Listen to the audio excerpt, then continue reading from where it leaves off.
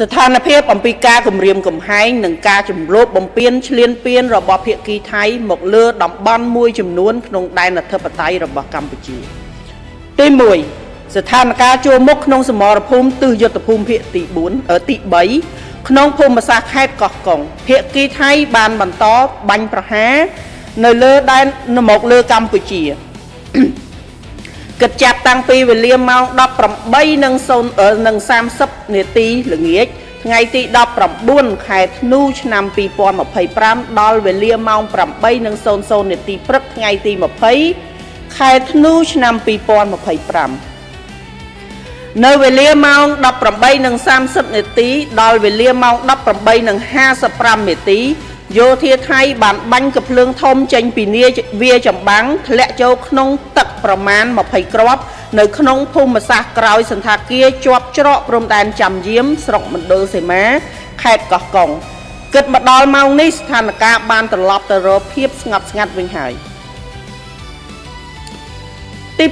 2ស្ថានភាពជួរមុខក្នុងសមរភូមិទិសយុទ្ធភូមិភាគទី4ក្នុងភូមិសាស្ត្រខេត្តឧត្តរមានជ័យនិងខេត្តព្រះវិហារភាគីថៃនៅតែបន្តបាញ់ប្រហារមកលើកម្ពុជាគិតចាប់តាំងពីវេលាម៉ោង 17:00 នាទីល្ងាចថ្ងៃទី 19 ខែធ្នូឆ្នាំ 2025 រហូតដល់វេលាម៉ោង 8:00 នាទីព្រឹកថ្ងៃទី 20 ខែធ្នូឆ្នាំ 2025 នេះ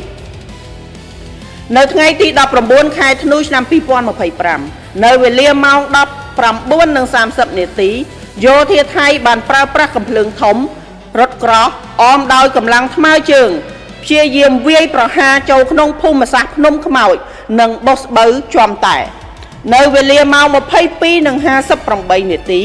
កងទ័ពអាកាសរបស់ថៃបានបន្តប្រើប្រាស់យន្តហោះចម្បាំង F-16 ទម្លាក់គ្រាប់បែកចំនួន 2 គ្រាប់ផ្ដាច់ស្ពានអូជីកដែលជាហេដ្ឋារចនាសម្ព័ន្ធស៊ីវិលដែលមានប្រជាជនស៊ីវិលរស់នៅស្ថិតក្នុងភូមិសាស្ត្ររវាងស្រុកចុងកាល់ខេត្តឧត្តរមានជ័យនិងព្រំប្រទល់ស្រុកស្រីស្នំខេត្តសៀមរាបថ្ងៃទី 20 ខែធ្នូឆ្នាំ 2025 នៅវេលាម៉ោង 4:00 នាទីទៀបភ្លឺរហូតដល់វេលាម៉ោង 5:30 នាទីយោធាថៃបានបន្តបាញ់ផ្លោងចូលភូមិសាស្ត្រប្រាសាទព្រះវិហាររហូតដល់ពេលនេះទើបមានសភាពស្ងប់ស្ងាត់ចាប់ពីវេលាម៉ោង 4:00 នាទីទៀបភ្លឺយោធាថៃបានបាញ់ផ្លោងចូលក្នុងភូមិសាស្ត្រថ្មដូនដែលរហូតមកដល់ពេលនេះនៅមិនទាន់ស្ងប់ស្ងាត់នៅឡើយទេចំពោះស្ថានភាពនៅក្នុងភូមិសាស្ត្រដទៃផ្សេងទៀតមានសភាពស្ងប់ស្ងាត់ប៉ុន្តែកងកម្លាំងរបស់យើងនៅបន្តតាមដាននិងយកចិត្តទុកដាក់និងប្រុងប្រយ័ត្នខ្ពស់ជានិច្ចទី3ស្ថានភាពជួរមុខក្នុងសមរភូមិទិសយុទ្ធភូមិភាគទី5ក្នុងសមរភូមិក្នុងភូមិសាស្ត្រខេត្តបន្ទាយមានជ័យនិងខេត្តពោធិ៍សាត់ភាគីថៃនៅតែបន្តបាញ់ប្រហារមកលើកម្ពុជាគិតចាប់តាំងពីវេលាម៉ោង 17:00 នាទីល្ងាចថ្ងៃទី 19 ខែធ្នូឆ្នាំ 2025 រហូតដល់វេលាម៉ោង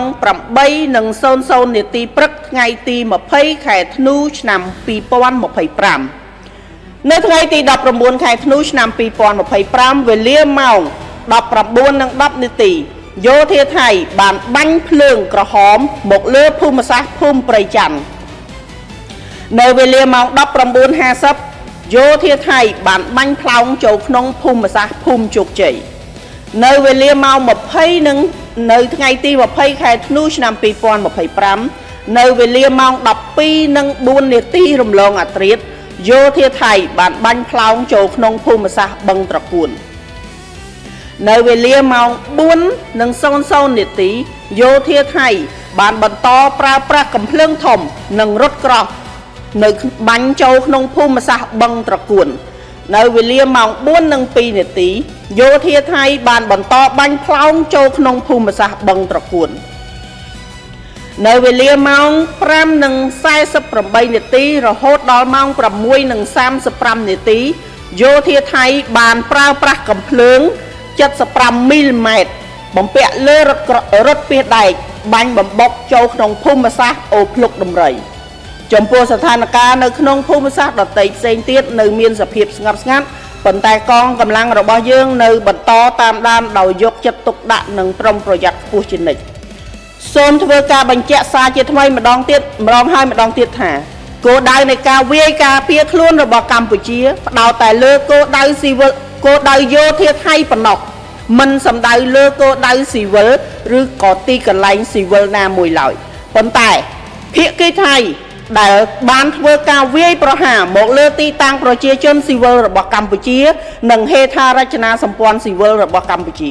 ដែលបានធ្វើឲ្យប្រជាជនស៊ីវិលស្លូតត្រង់របស់កម្ពុជាបានបាត់បង់ជីវិតមានចំនួន18នាក់ក្នុងនោះមានទារកម្នាក់ផងដែរនិងមានអ្នករងរបួសមានចំនួនកើនឡើងរហូតដល់79នាក់នេះជាតួលេខគិតត្រឹមថ្ងៃទី19ខែធ្នូឆ្នាំ2025វេលាម៉ោង6ល្ងាចការប្រើប្រាស់សភាវុធធនធ្ងន់ដែលមានសមត្ថភាពបំផ្លាញកម្រិតខ្ពស់គ្រប់ប្រភេទរបស់ប្រទេសថៃនិងការដាក់ពង្រាយទាហានដ៏ច្រើនលើសលប់ដើម្បីទន្ទ្រានយកទឹកដីកម្ពុជាគឺជាការរំលោភបំពានធម្មនុញ្ញអង្គការសហប្រជាជាតិនិងធម្មនុញ្ញអាស៊ាននិងគោលការណ៍ជាមូលដ្ឋាននៃច្បាប់អន្តរជាតិសកម្មភាពដែលគ្មានទំនួលខុសត្រូវនិងខុសច្បាប់បែបនេះបង្ក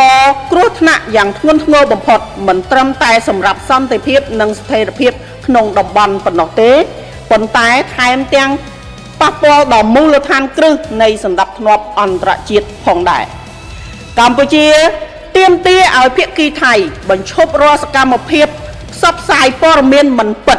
ដោយចេតនាក្នុងគោលដៅបង្វែរការចាប់អារម្មណ៍អំពីការរំលោភបំពានច្បាប់អន្តរជាតិរបស់ខ្លួនដោយលាបពណ៌កម្ពុជាដើម្បីយកលេសបង្កើនភាពតានតឹងក្នុងគោលបំណងបំរើដល់សកម្មភាពឈ្លានពានមកលើបូរណភាពទឹកដីស្របច្បាប់របស់កម្ពុជាយើងក៏អំពាវនាវឲ្យកងទ័ពថៃបញ្ឈប់រាល់ទង្វើភូតភរកុហកបោកប្រាស់បំភ្លៃការពិតមិនចេះចប់មិនចេះហើយងាកមករកមាគ៌ាសន្តិភាពឡើងវិញតាមរយៈការបញ្ឈប់ទង្វើឈ្លានពានរបស់ខ្លួនគោរពបទឈប់បាញ់ដែលខ្លួនបានបំពេញ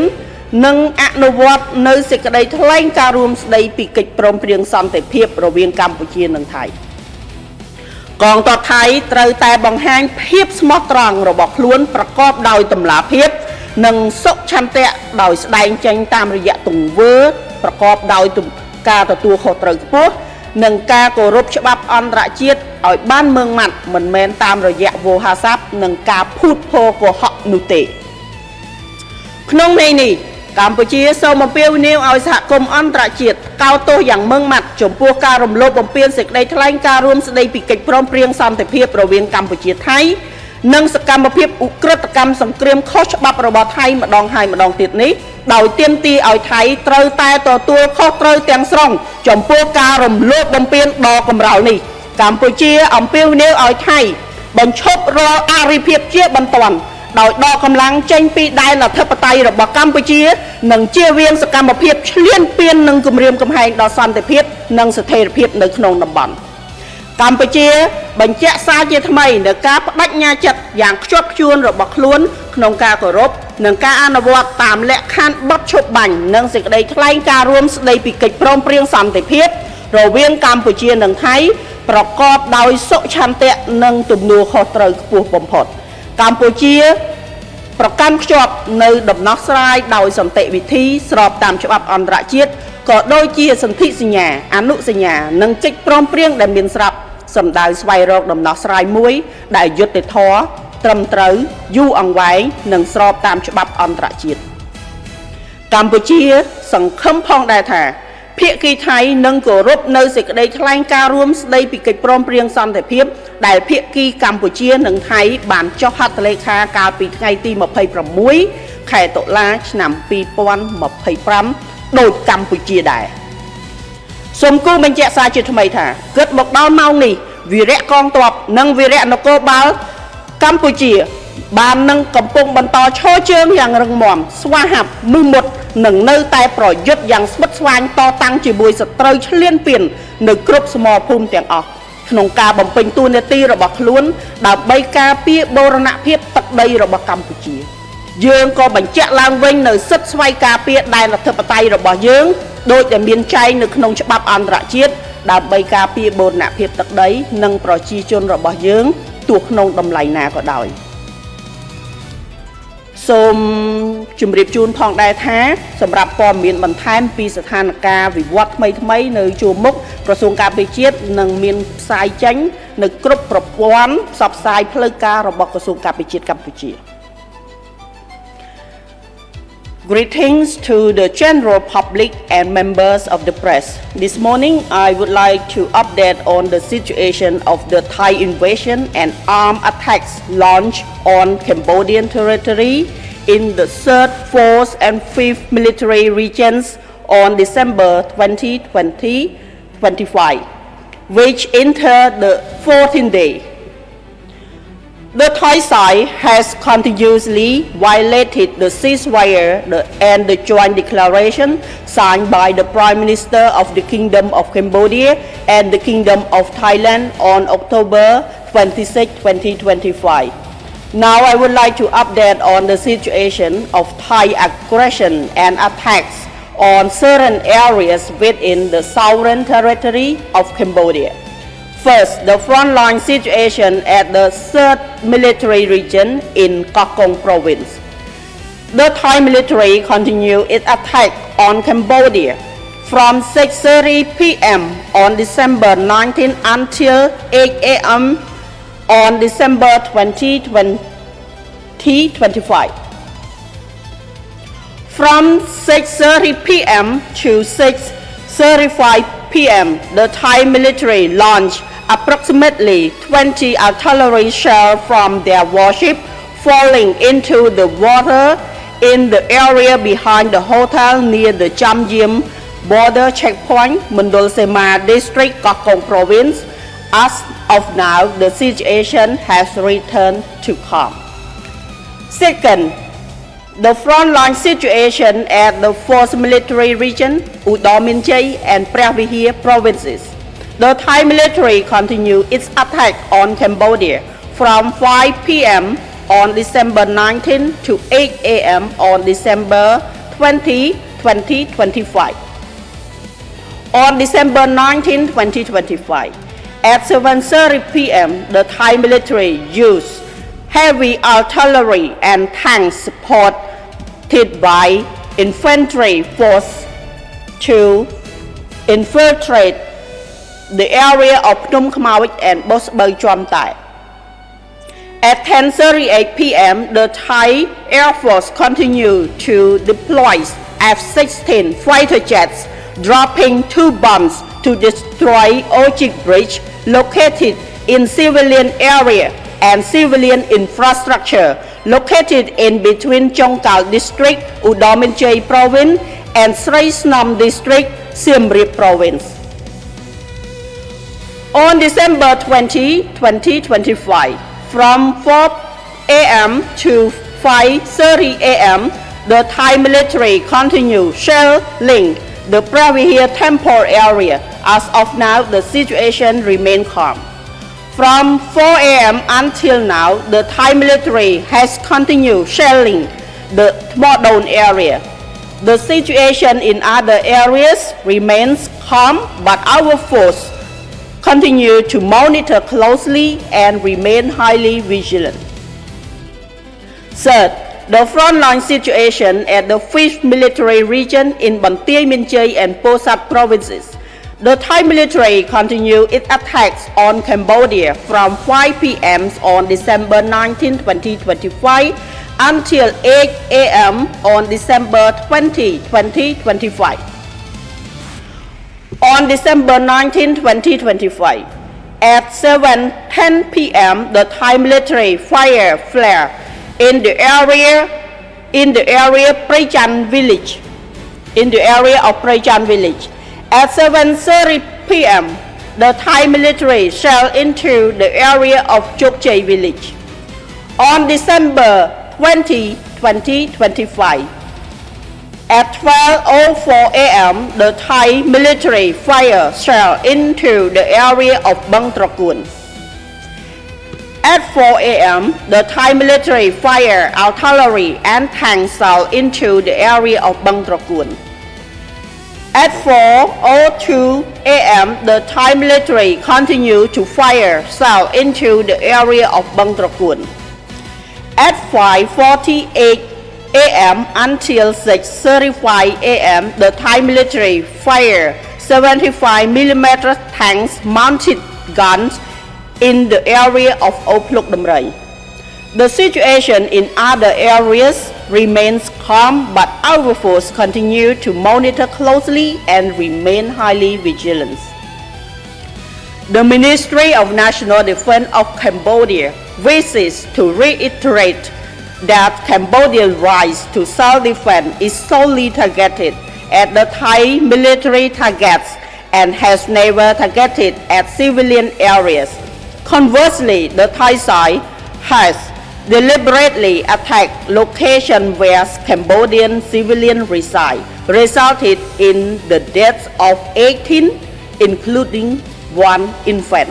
and injury to 79 innocent Cambodian civilians as of 6 p.m. December 19, 2025. Thailand's use of all types of heavy and destructive weapons and equipment and the deployment of the large number of troops to encroach on Cambodian territory is a clear and irrefutable proof of Thai violation of the United Nations Charter, the ASEAN Charter, and the basic principle of international law. Such irresponsible and illegal action undoubtedly pose a grave danger not only to regional peace and stability, but also to very foundation of international order. Cambodia demands that the Thai side immediately cease the intentional dissemination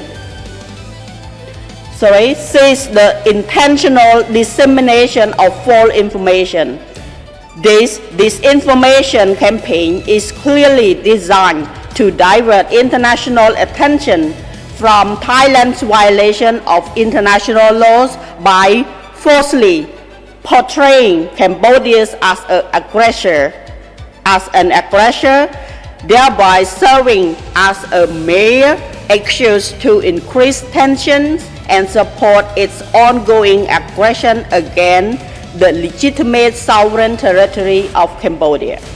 We demand that the Thai military immediately cease its campaign of systemic misinformation and distortion. The path towards stability requires an immediate cessation of hostility, strict adherence to the ceasefire, and the full re-implementation of the joint declaration on the peace agreement between Cambodia and Thailand. The Thai leadership must now demonstrate its sincerity, transparency, and commitment to international laws through responsible action rather than hollow rhetoric and lies. In this sense, Cambodia calls on the international community to strongly condemn Thailand's violation of the joint declaration and its repeated war crime and unlawful activities, as well as demand that Thailand must take full responsibility for such brazen violation. Cambodia urged that Thailand immediately stop all hostile activity and withdraw its force from Cambodia's territorial integrity and avoid acts of incursion and aggression that threaten peace and stability in the region as a whole. Cambodia reaffirms its firm commitment to respect and strictly abide by the terms of the ceasefire and the joint declaration on the peace agreement between Cambodia and Thailand, acting with the utmost goodwill and responsibility. Cambodia is resolutely committed to the peaceful settlement of dispute in accordance with international law as well as all existing treaty conventions and agreements with the objective of finding a just, equitable and lasting resolution. Consequently, Cambodia further expressed its earnest hope that the Thai side will equally respect and adhere to the joint declaration on the peace agreement was formally signed by both Cambodia and Thailand on October 26, 2025 សូមអរគុណចំពោះការតាមដានស្ដាប់នៃការធ្វើបច្ចុប្បន្នភាពអំពីស្ថានភាពនៃការរំលោភបំពានដែនអធិបតេយ្យរបស់កម្ពុជាពីសំណាក់ប្រទេសថៃមកលើកម្ពុជានៅថ្ងៃទី20ខែធ្នូឆ្នាំ2025ព្រឹកនេះចំពោះស្ថានភាពវិវត្តថ្មីៗនាងខ្ញុំនឹងជម្រាបជូននាពេលក្រោយសូមអរគុណនិងសូមជម្រាបលា